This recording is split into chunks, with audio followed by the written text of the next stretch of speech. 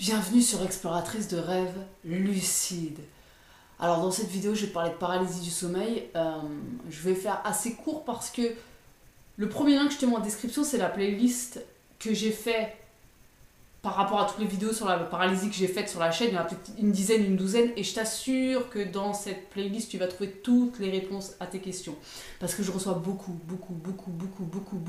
de questions par rapport à la paralysie. Et moi, personnellement, en fait, c'est une chaîne sur le rêve lucide et ça m'intéresse pas trop de parler de paralysie. Donc, j'ai fait peut-être une douzaine de vidéos parmi toutes les vidéos qu'il y a sur cette chaîne concernant la paralysie et je t'assure vraiment dedans il y a toutes les infos dont tu as besoin. Alors déjà il y a plein d'incompréhensions par rapport à la paralysie, je le comprends, il n'y a pas de problème avec ça. Les deux types de questions que je reçois souvent c'est j'ai peur de faire des rêves lucides parce que j'ai peur de passer par une paralysie, ok. Et le deuxième type de question que je peux recevoir en gros c'est comment on fait une paralysie parce que je veux faire des rêves lucides. Donc en fait, ces deux questions, elles sous-entendent quoi? Qu'il faille passer par une paralysie pour faire des rêves lucides. Or, c'est absolument pas vrai. Ça n'est pas vrai, ça n'est pas vrai, ça n'est pas le cas. Donc, la paralysie, déjà, il y a un truc que tu dois comprendre, c'est quelque chose de naturel. Tout le monde fait des paralysies du sommeil chaque nuit en entrant en phase paradoxale de sommeil. Pourquoi? Tout simplement, c'est un mécanisme naturel du corps. Ton corps il se paralyse quand tu rentres en phase paradoxale, c'est-à-dire celle où tu rêves, pour éviter que tu reproduises les gestes de ton rêve dans la réalité. Donc ok, ça, pas de problème avec ça. Euh, Pourquoi t'as pas besoin de passer par une paralysie pour faire un rêve lucide? Parce que déjà quand tu fais des deals, tu prends conscience que tu rêves à l'intérieur de ton rêve. Donc t'es déjà endormi depuis longtemps, t'étais pas conscient, et là tu prends conscience que tu rêves à l'intérieur de ton rêve. Donc là, il n'y a aucune raison de sentir la paralysie. Là où il y a une confusion parfois, c'est par rapport au wild. Parce que le wild, ça veut dire que tu gardes ta lucidité en t'endormant. Ton corps s'endort, il passe par toutes les phases de sommeil jusqu'à entrer en phase paradoxale, celle où on rêve abondamment. Et toi, tu es censé garder ta lucidité à l'intérieur de ton corps qui s'endort jusqu'à pénétrer dans le rêve. Ok, donc là, on a le droit de se dire, ah bah attends, alors si pendant la phase paradoxale, on se paralyse et que moi je suis lucide, je vais sentir la paralysie. Mais non, parce qu'en fait, ce qui se passe, c'est quand tu tentes de wilder et que tu cherches à wilder par phase hypnagogique, à garder ta conscience éveillée et à passer la fameuse phase hypnagogique qui est emplie d'images, à passer même toutes les phases de sommeil, peu importe, ton attention n'est pas focalisée sur le corps, ton attention elle est focalisée sur la sphère mentale. Donc en fait, tu vas même pas, au moment où tu te pénétrer dans le rêve, tu vas même pas sentir la paralysie. Euh, alors, c'est mon expérience, une fois de plus. Ce qu'il y a, c'est que sur Internet, on trouve énormément de choses qui disent tout et son contraire, et c'est normal. Et c'est normal parce que chacun parle de son expérience. Donc une personne qui va te dire que quand elle rêve lucide, elle passe systématiquement par une paralysie, ben oui, c'est vrai, dans son expérience, tout comme moi je te dis l'inverse, parce que c'est vrai dans mon expérience. Moi, ce que je te dis, c'est qu'on est tous uniques, que de toute façon, il n'y a que toi qui peux voir en expérimentant ce qui va se passer pour toi, mais je peux t'assurer que sur les centaines de rêves lucides que j'ai fait dans ma vie, je suis jamais passé par une paralysie consciente. C'est-à-dire, j'ai jamais consciemment été en paralysie pour basculer en rêve lucide.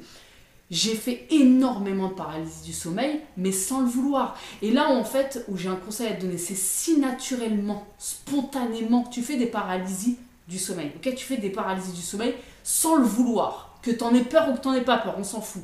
Ok, sers-toi de ça pour faire des rêves lucides. Parce que oui, ça peut être un pont vers le rêve lucide ou la sortie de corps. Pas de problème, ok.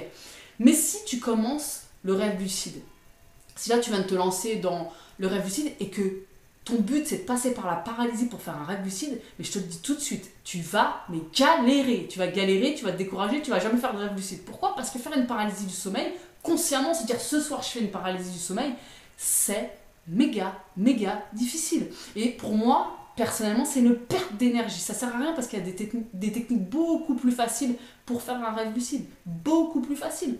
L'autosuggestion, par exemple, c'est le plus simple. Quand tu débutes, tu fais une interruption de sommeil à quelques heures après t'être endormi, tu te recouches 10 minutes, 30 minutes après, peu importe, et tu te fais massif, tu t'endors avec l'intention de faire un rêve lucide. Ça, c'est la meilleure des techniques quand tu es débutant. Après, tout ce qui est wild, pour moi, c'est plus quand tu commences à gagner en expérience et que tu as envie d'explorer d'autres techniques, d'explorer d'autres façons d'entrer dans le rêve, etc., etc. Mais pour les débutants, interruption de sommeil, autosuggestion, méthode mild, c'est le plus simple. Voilà. Après, par rapport à la paralysie du sommeil, quand bien même, en cherchant à faire des rêves lucides, tu entreras en paralysie du sommeil, tu le sentirais. Ce qui pour moi, une fois de plus, il y a peu de chances que ça arrive. Mais quand bien même ça arriverait, ok, n'aie pas peur de ça parce que c'est, une fois de plus, un phénomène naturel. Alors même si tu as des hallucinations, au pire tu vas avoir peur, mais tu vas te réveiller. C'est pas grave, tu vas vivre quelques minutes angoissantes, alors pour certaines terrifiantes, hein, je sais ce qu'il en est, hein. Moi je te dis, j'ai fait énormément de paralysie du sommeil, j'avais pas du tout envie d'en faire, c'était spontané, et je peux te dire que j'ai vécu des trucs qui m'ont putain de fait flipper. Mais soit tu décides que pour toi faire des rêves lucides c'est important, et donc tu essayes de voir quelles sont tes conditions de vie, les paramètres qui sont réunis au moment où tu fais tes paralysies pour ne pas reproduire ces paramètres, entre guillemets, tu essayes de trouver la cause de ces paralysies. Moi en l'occurrence je savais que c'était parce que je prenais beaucoup de substances à ce moment-là, donc je sais que c'était lié à ça. Donc dès lors où j'ai arrêté les substances, les paralysies spontanées de cette façon elles se sont arrêtées quoi. Donc soit tu trouves le paramètre qui fait que tu entres en paralysie et tu essaies de corriger ça, soit pour une quelconque raison, tu fais des paralysies, tu sais pas quel paramètre, tu sais pas ce qui fait que tu en fais.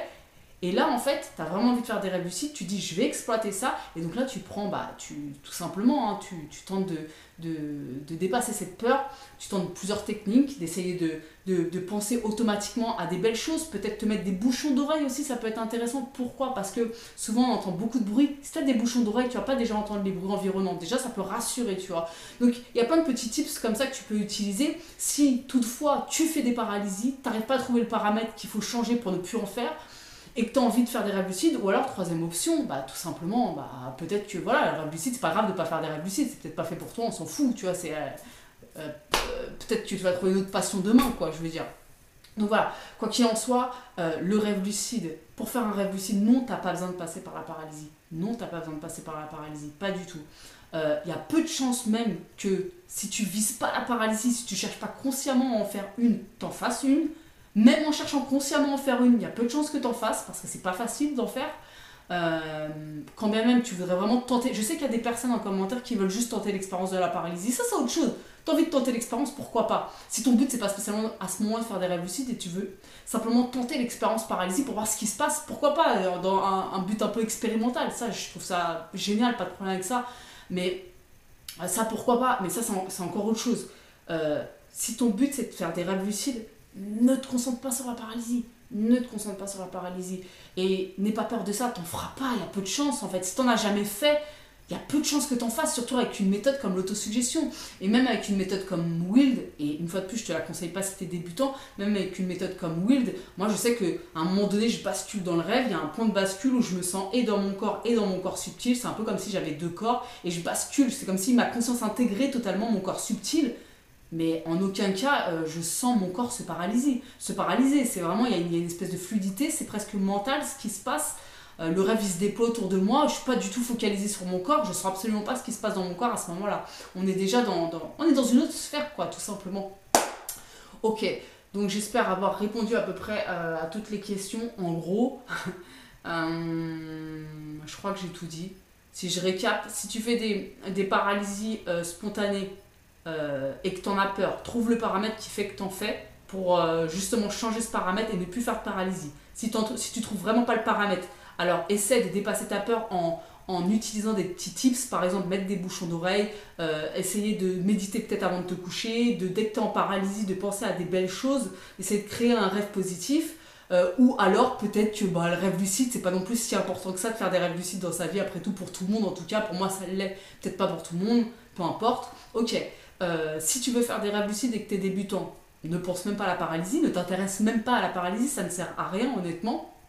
Si toutefois, pour une quelconque raison, tu venais à faire une paralysie en tentant de faire un rêve lucide, bon, je te ramène au premier point, c'est-à-dire essaie de créer quelque chose de positif, de basculer dans quelque chose de positif, parce que quand tu as des hallucinations, c'est parce que tu as un pied dans le rêve et un pied dans la réalité. Donc voilà, essaie de partir sur quelque chose de positif. Ok, donc je pense que j'ai à peu près tout dit. Sur ce, si tu as d'autres questions, n'hésite pas à me les poser, mais une fois de plus, je vais pas Je vais pas faire 1000 vidéos sur la paralysie, c'est pas vraiment le sujet qui m'intéresse le plus personnellement. Et bon, quand je suis pas vraiment passionnée par un sujet, je sais pas, c'est pas ce dont je préfère parler. Donc, n'hésite pas à me dire en commentaire, voilà, si tu as des questions, comme ça je vois un petit peu. Mais surtout, en fait, si tu as des questions, va checker les 10-12 vidéos que j'ai faites parce que je t'assure, il y a toutes les réponses dedans. J'ai vraiment fait des vidéos où je détaille à mort, où je parle vraiment en détail de la paralysie. Ok, sur ce, on se retrouve bientôt pour une nouvelle vidéo. Ciao!